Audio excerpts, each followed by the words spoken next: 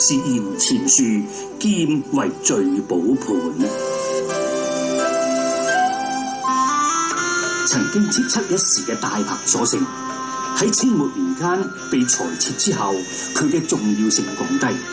由於地處偏遠，交通不便，大彭鎖城同其他周邊嘅村落開始衰落，部分人離鄉外出謀生，有啲甚至遠赴海外。而冇離開嘅人呢，就好似今年83歲嘅鄭漢，喺年青時期就加入東江中隊參加抗日戰爭，繼承大彭人愛國護國嘅勇士精神。同日本人就打咗6次，同蔣介石就打咗7次，打13次仗，就我哋嘅好多老戰友啊都犧牲咗啦，我哋呢就慶幸留到一條生命啦。唔係井伯，我見到咧台面上面有好多勳章啊！邊一個咧對你嚟講，你覺得最有意義㗎？就係呢個就係中共中央呢一個同中央軍委國務院3個聯名發嘅。咁佢係表揚你邊一場戰役㗎？即係參加過打日本仔嘅。打日本仔。咁除咗呢個係表揚抗日戰爭之外，其他嘅勳章又係啲咩嘅戰役咧嚟講？呢啲就參軍建設30年共產黨員嘅紀念章。呢個就東江中隊嘅。東江中隊。東江中隊。呢個81隊。呢個81就徽章嚟嘅，嗰啲帽徽嚟嘅。就擺個帽嘅前面嘅。雖然喺戰後得到咁多表揚，不過親眼見住大彭鎖城被破壞，至今鄭伯仍然留有餘悸。經過半個世紀，鄭伯話：如果可以翻轉頭嘅，佢會盡力游說當時嘅政府唔好拆城牆，為咗彌補過失，為咗要將大彭文化傳到下一代，佢而家專心搞有關嘅保育工作。大彭鎖城自古以嚟都係一個軍事要塞，裏面出咗好多英雄嘅人物。經過咁多年嚟嘅戰火洗禮，城裏面呢大部分嘅古蹟都可以保存得到。雖然係咁，我哋都唔好忽略咗人為對佢嘅破壞咯。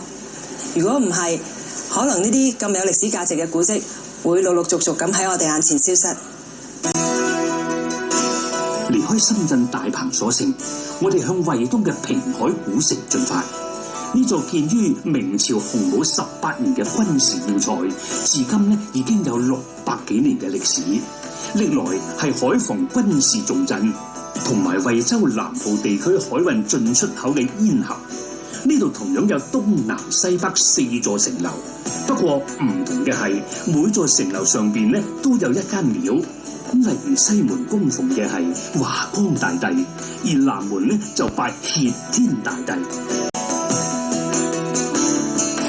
正南門通道呢一度咧，中間咧突然間多咗一嚿石嘅喎。其實呢一嚿石咧係呢個城門嘅奠基石嚟㗎，喺度咧成600幾年㗎啦。可能俾人踩得多啦，所以睇到咧已經圓滑晒㗎啦。而且呢一個城門咧好堅固嘅喎。我企呢個位咧係有一道門嘅，而前啲咧有第2道門，最外邊咧就係第3道門啦。點解要有3道門咁多？因為當時有戰亂啊，呢個作用咧就係要嚟抵禦外敵㗎。平海古城又有人叫佢做廟城北，原因成個城呢到處都係寺廟，基本上想拜中國邊一個神呢，呢度都幾乎有齊晒嘅。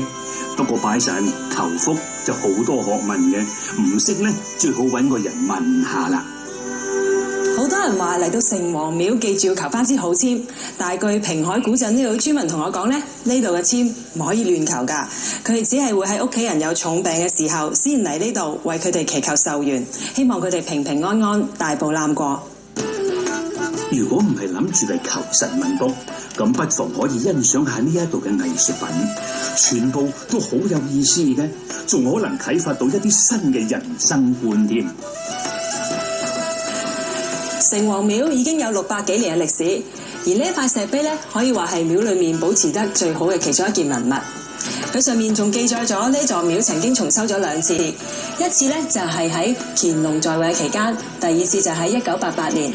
而上面寫住嘅文字咧，就係警惕我哋唔好做壞事。因為善有善報，惡有惡報㗎。今日嘅深圳係一個消費玩樂好去處，如果冇咗大鵬鎖城，就冇今日繁華嘅深圳。古舊嘅鎖城俾我嘅感覺宏偉而壯觀，但願將會修復嘅鎖城原貌可以再現眼前。一座古城要成為活化石，一定要加入傳統文化嘅元素。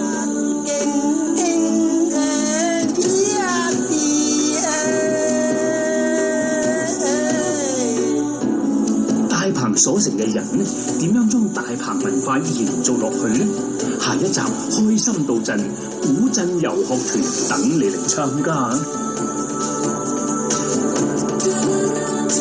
跟住南方嘅大鵬灣畔，自從600幾年前大鵬鎖城呢一座軍事衛所建立以嚟，名將輩出，抵禦洋人同埋海盜。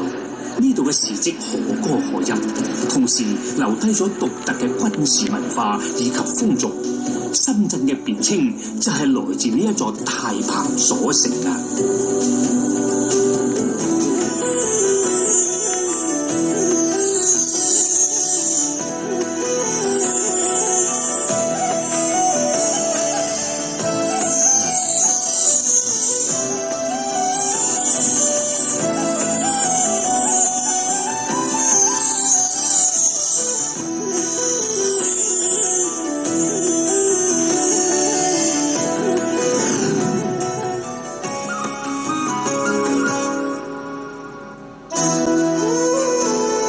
鎖城全名呢就係大鵬守御千戶鎖城，係深圳新8景之首，亦係首批國家公布嘅中國歷史文化名村。大鵬鎖城呢一度曾經出現過3代5將嘅威水史，其中廣東水師提督賴恩爵將軍滿清時期多次喺香港海域擊退英國艦隻，又建立咗東涌寨城、九龍寨城，同香港人有密切淵源嘅。喺明清年間，大鵬鎖城呢度可以話係中國南方嘅一個軍事要塞。雖然經過咁多嘅戰火洗禮，但係呢度呢依然保持住一種好獨特嘅文化，就係大鵬文化啦。喺古代，大鵬鎖城呢一度除咗軍人之外，大部分都係農民，同其他地方嘅農民一樣，佢哋喺落田嘅時候都會唱山歌嘅。大鵬山歌主要分為2種，一種係男女對唱，而另外一種呢就係自己一個人唱。咁歌詞內容呢都係以抒發內心感受為主。我上到高山啊，不見天邊啊地邊啊地我也得太平的多兩年，我是溫正打馬回頭各種唱嘢。好似呢一首山歌喺當年打仗嘅時候就最多人唱嘅，意思就係祈求快啲打完仗，可以過翻一啲太平盛世嘅生活。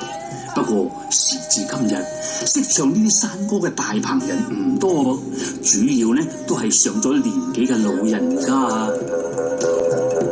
雖然大鵬山歌可能喺未來嘅日子將會失傳，不過呢一度嘅大鵬話就係當地人主要嘅溝通語言。其實大鵬話呢，有人叫做軍話噃。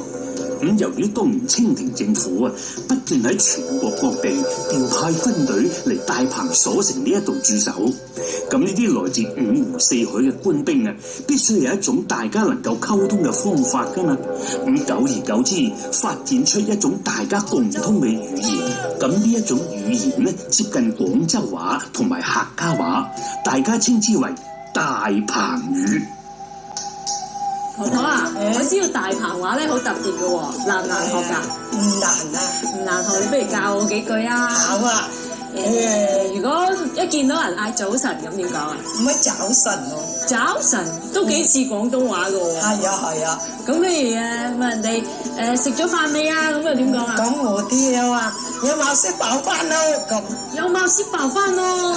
咁樣啊？咁如果見到啲細路仔話啊，細路仔好活潑啊，聰明伶俐，好叻啊咁又？我啲咧，哎呀呢個細蚊仔好靚喎，好靚，講靚。咁如果見到女仔咧，話哎呀呢個女仔真係靚啊，又點樣讚？咁我啲都係咁講嘅。阿妹你隻妹仔又靚，妹仔又係妹仔，咁又靚又能嗨。哦，又係讚佢靚，有咁嘅妹仔，即係啲女仔，即係我都係妹仔嘅喎。係啊，你啊我啲係妹仔嘅，係咪啊？咁如果男仔咧，女仔就妹仔，男仔咧就行阿妹呢個細蚊仔就叻個咯咁。咁大個啲嗰啲男，係咪有青年仔啊？青年仔咁得意嘅咩？係啊，一個青年人咁樣。青年仔哦，阿妹呢個青年仔啊咁。咁我學識呢幾句，我喺個大棚所成嘅，周圍問人哋食飯唔請啊咁樣，係咪啊？我啲都係咁啊，有冇食飯？即刻唔撐咁。睇嚟子晴對學大棚話都幾有天分嘅。婆婆每教佢一句，佢就可以即刻跟住講，而且仲講得唔錯噃。其實大部分嘅大棚文化呢，都係受到呢一度軍事背景所影響，無論係山歌定係大棚話，都有強烈嘅影子喺處。除咗呢兩方面，大棚人嘅傳統服飾都好特別嘅，就好似當地婦女經常戴嘅涼帽，無論係晴天定係雨天，都咁適合嘅。呢一頂咧就係大棚嘅涼帽啦。婆婆啊，大棚嘅涼帽咧同一般客家嘅涼帽有咩分別㗎？咁分別啊，冇嗰啲咁靚仔喎，冇咁靚仔，冇咁長眉喎，係咪？呢個就叫眉啦。呢咁眉啊，咁顏色上面咧，係啊，嗰啲客家涼帽咧，一烏揼揼，一點點子啊，即係黑色，係黑掹掹，黑掹掹，頭大大個，即係又會大啲，即係頭大啫。咁呢一個部分咧，一個部分咧，嗰啲長眉嘅短眉啊，佢短眉，咁你哋遮到多啲，冇咁曬。買嗰啲咁枕咁低啊，係咪啊？即係唔靚啊！一買嗰啲咁威水啊！同埋我見到呢個帽個頂咧係紅色嘅喎。係啊，唔靚㗎，大紅色就靚好多。紅色靚啊！遠遠戴啊，遠遠望啊！呢個個大鳳婆啊，咁睇得出大棚婆係啊，就離遠就望到啦。大道嗰啲客家嚟啦，啲大鳳婆嚟㗎，陰唔到出㗎，特別陰到出㗎，真係。即係好遠。